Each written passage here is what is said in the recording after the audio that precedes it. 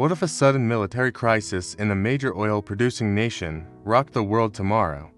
Imagine global markets in a freefall, your portfolio bleeding red, and everyone panicking.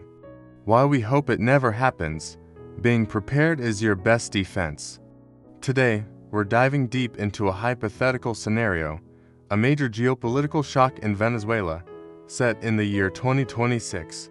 We'll break down, day by day, how this could send shockwaves through oil, gold, stocks, and currencies. This isn't a prediction. It's a strategic stress test to show you how markets react in extreme situations and how you can navigate the storm. Let's be clear, a severe military event involving Venezuela, home to the world's largest oil reserves, would trigger an immediate and massive flight to safety. The theme of the week: extreme volatility. Riskier assets would get hammered, while traditional safe havens would soar. We're talking about a financial earthquake. So, let's explore the fault lines, starting with the most obvious asset class: commodities. Venezuela is a key OPEC member. Any threat to its production is a direct threat to the global energy supply.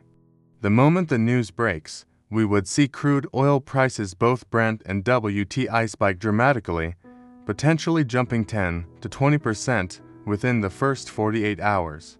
Think about that: a $100 barrel of oil could become a $120 barrel overnight.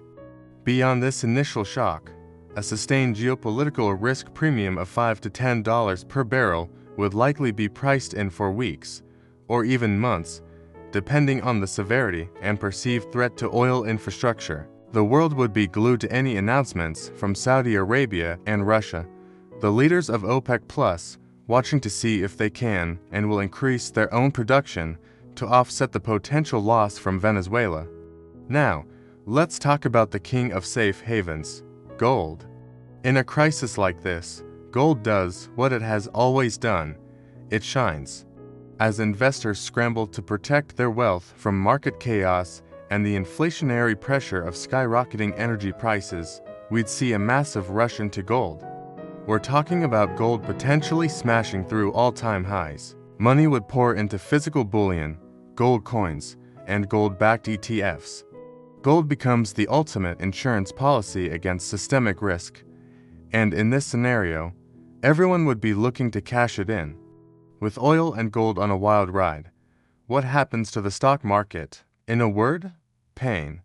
The dominant mood would be pure risk-off, triggering a broad and punishing sell-off across global equity markets.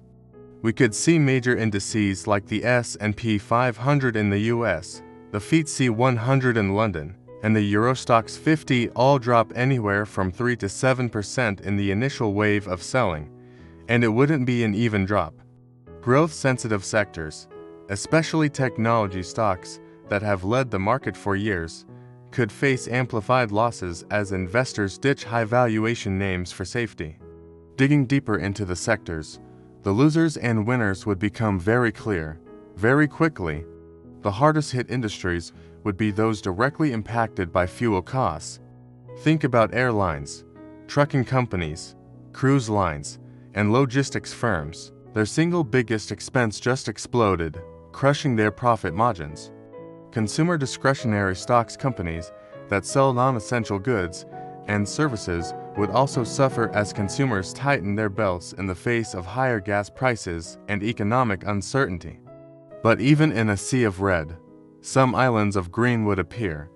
The most obvious winners: the energy sector. Integrated oil majors and exploration companies would see their stock prices surge right alongside the price of crude.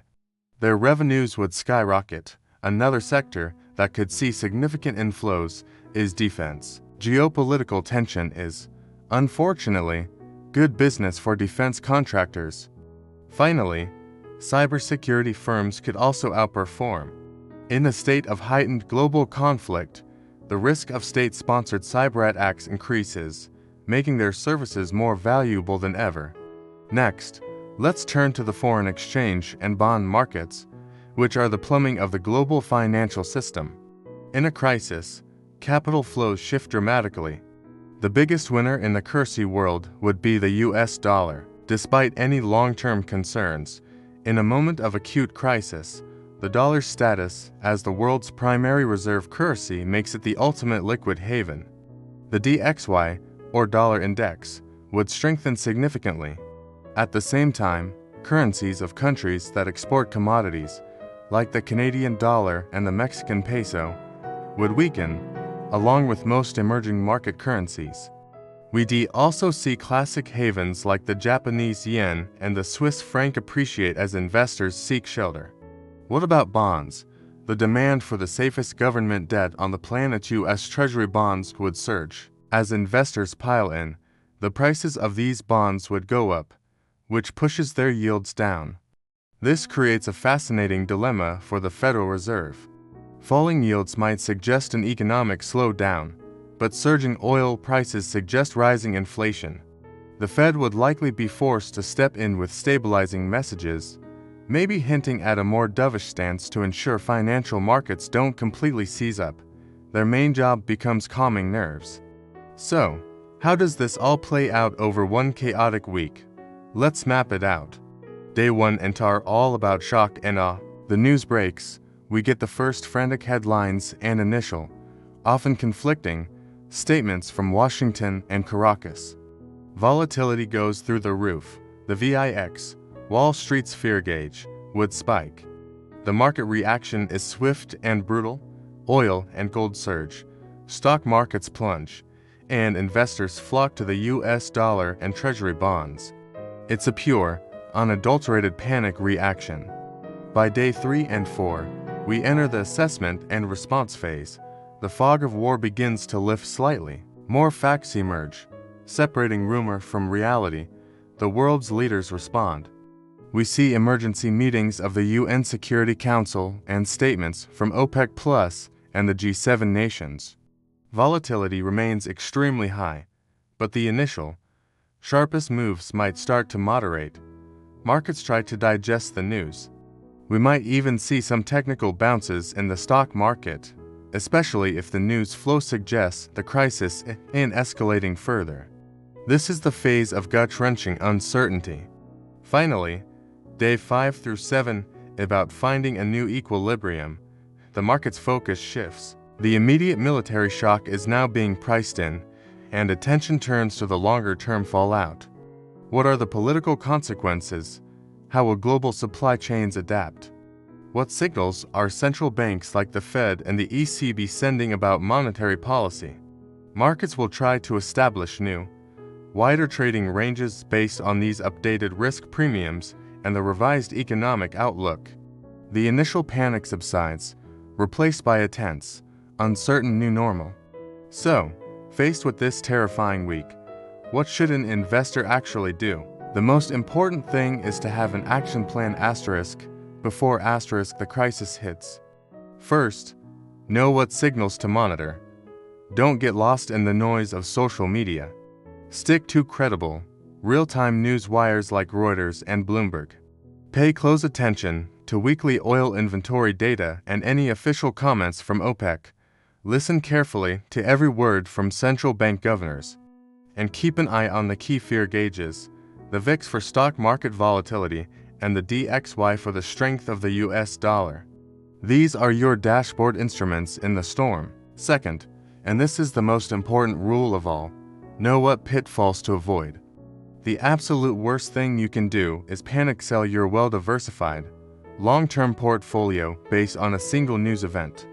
History has shown time and again that markets recover from geopolitical shocks. Selling at the bottom, it just locks in your losses. Also, be wary of catching a falling knife, that is, trying to buy assets during a steep initial decline before there are any clear signs of stabilization. That's guessing, not investing. And finally, if you use leverage, reduce it. In a volatile market, leverage amplifies losses and can lead to devastating margin calls. Instead of panicking, consider making calm, strategic adjustments. Before a crisis, review your portfolio's hedges. Do you have some exposure to traditional safe havens like gold or the US dollar? They can act as a crucial buffer when your stocks are falling. Then, If the market does experience an extreme dislocation, you can rebalance opportunistically. This means selling some of the assets that have held up well, like gold, and using proceeds to buy high-quality stocks that have been unfairly beaten down. This allows you to stick to your long-term plan by buying great assets at lower prices. While this specific Venezuela scenario is hypothetical, the lessons are very real. The world is an unpredictable place, and geopolitical shocks can and do happen. Your strongest defense, an investor, in trying to predict the next crisis. It's building a resilient, well-diversified portfolio and maintaining the calm, long-term discipline to see it through the inevitable storms. Preparation, not prediction, is the key to success. Thanks for watching. If you found this strategic analysis helpful, please hit that like button, subscribe to the channel, and ring the bell so you never miss an update. Stay safe and stay invested.